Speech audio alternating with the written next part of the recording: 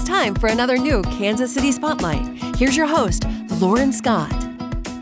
PPP, or the Paycheck Protection Program, has been a much-needed lifeline for many businesses.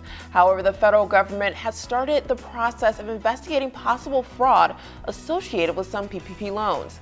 I'm Lauren Scott, your host for Kansas City Spotlight, and today we have attorney David Bell here to talk about these fraud investigations. Hi, David. How you doing? Good. Thank you for having me. So explain to me, what exactly is PPP? Sure.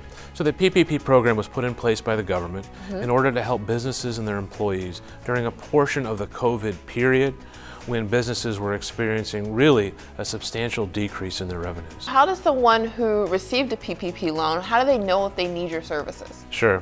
So first of all, in order to get the PPP loan, individuals had to fill out a number of forms and make a substantial number of representations regarding the number of employees they have, their expenses, and things like that.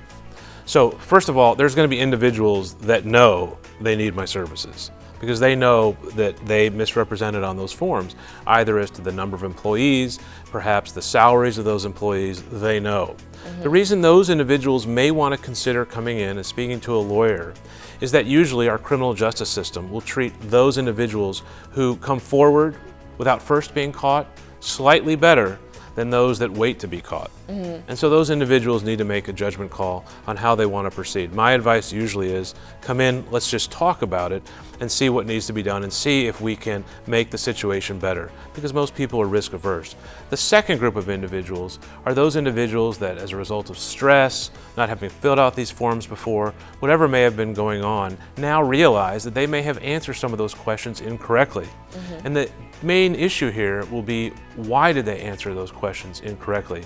And from an outside view looking in, it may look like it was criminal, but in reality it wasn't. And so by coming to us, allowing us to help them walk through those issues, and then in some cases actually presenting the story to law enforcement, we may be able to avoid a prosecution altogether.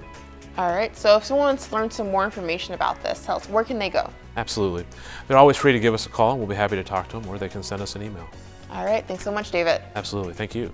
This Kansas City Spotlight is sponsored by David Bell at Wersch Hobbs Merakian. For more information, visit WHMLawDB.com.